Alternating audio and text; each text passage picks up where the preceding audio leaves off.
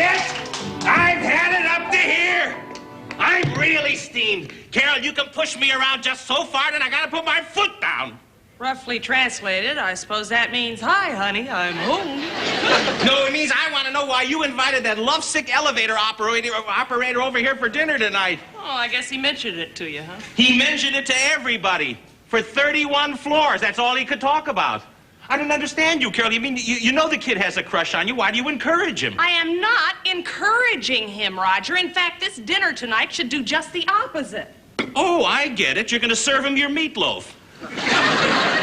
Yes, I am. Good idea. I'd like to stick my foot in his mouth, but your meatloaf will do a lot more damage. Wait a minute. When we were first married, you wanted meatloaf 5 nights a week.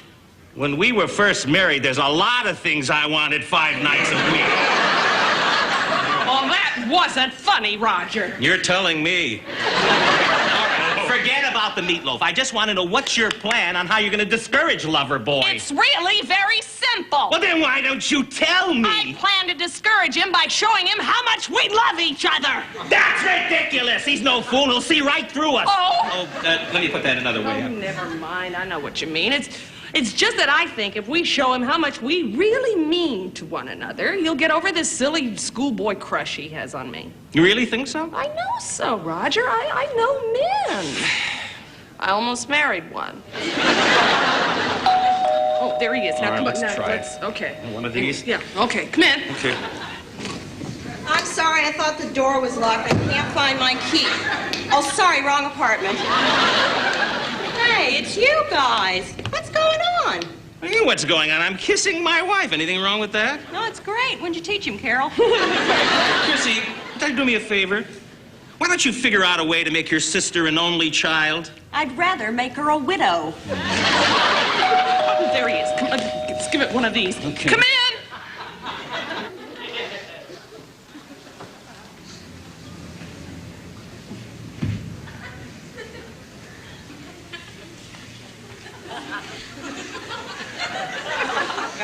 Hi, Mrs. Bradford. I brought you some flowers.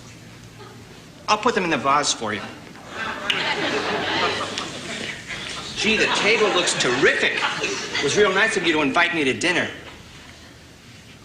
I'm sorry I didn't have time to change out of my uniform, but I didn't want to be late for our first date. Oh. Hello, Jim. I'm sorry I didn't hear you come in. You remember my husband, Roger? Hi, Guy. Afraid the missus and I got a little carried away. Well, that's the way it is when two people in love don't see each other all day. Oh, I know. I suppose we all have a little drinky-poo, huh? Yeah. What do you like, darling? The usual, sweetheart. The usual? White wine on the rocks. How'd you know? Oh, you'd be surprised what you hear in an elevator. I even know what size dress you wear. Well, big deal. So do I. She wears a size 9. 8. 9? 8? Carol? I'm afraid my husband's right, Jimmy. I wear a 9. Mm-hmm. Now that that's settled, what would you like to drink? Oh, I'll have white wine on the rocks, too. I was a fool to ask. Mrs. Bradford, your hair looks lovely tonight. Thank you, Jim. Jim, why don't you, I tell you what, I'll go in and help my wonderful husband with the drinks, and you sit over there on the couch and make yourself comfortable. Way over there? Well, we'll be right back. Okay. Okay.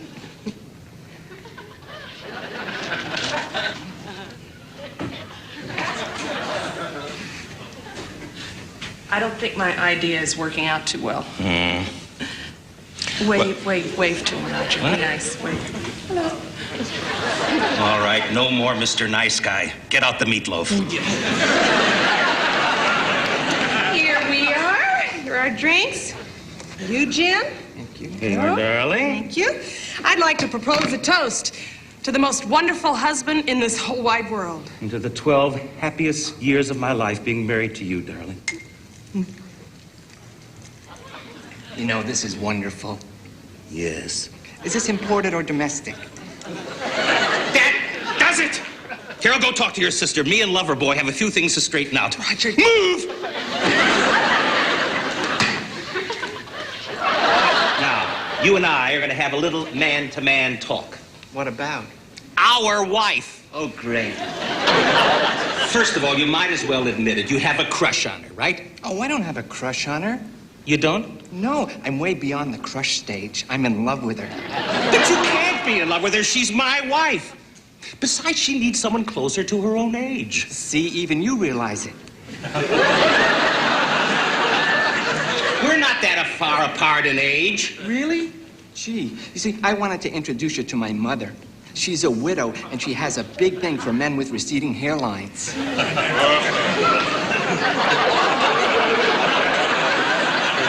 Look, let's not get off the track, okay? Just let me get this straight. You're in love with my wife, right? Head over heels. Well, what am I supposed to do about it? There's nothing you can do about it. It's bigger than both of us. Yeah, well, I'll tell you what I'm going to do. I'm telling you to forget all about Carol. Go fall in love with some other pretty blue-eyed girl. Her eyes aren't blue. They're hazel. They're blue, but that's besides the point. Her eyes are hazel. I've been married to her for 12 years. Don't tell me what color her eyes are. They're blue. Hazel. Carol! Come out here for a minute.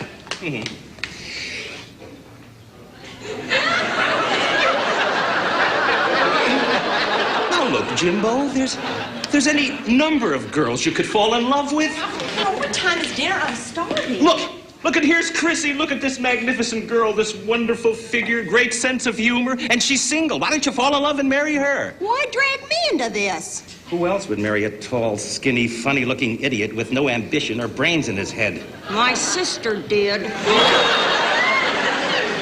Thanks for the suggestion, Mr. Bradford. But I think I'll stick with your wife. Nothing personal. Oh, I give up. Why don't you and Chrissy talk to him? I need another drink. Stick with me. Sit down, huh? Right here, Jim. Now, Jim. Mrs. Bradford, that perfume you're wearing is out of this world. Thank you. Jim. Carol. Jim, Carol would like to talk to you. Oh, great. But Jim, see, first of all, what you're doing is all wrong. I know, it's a bad habit I picked up when I was a kid. No, that's not what I'm talking Jim, about. what Carol is trying to say is that you've got to get over this silly crush you've got on her. Why? Oh, well, Jim, listen to me. It's just wrong, that's all. Now, you're a nice young man, and I really don't want to hurt your feelings for anything in this world, but I'm a married woman. You're darn right. For better or for worse, in sickness and in health, till death do us part. Got it? Yeah, I got it. I got it. Okay, I've heard enough. Now I have something to say. You people are acting like being in love is some sort of crime or something, when actually it's the highest compliment one human being can pay to another. So I'm in love with your wife. Big deal. I mean, big deal. I mean, I'm not trying to break up your marriage or anything. I mean, I'm not sneaking around behind your back. I'm just an honest man trying to express an honest emotion, honestly. I thought you'd understand that, but I guess I was wrong. I'm sorry if I've offended anybody. I didn't mean to. I really didn't. Please excuse me.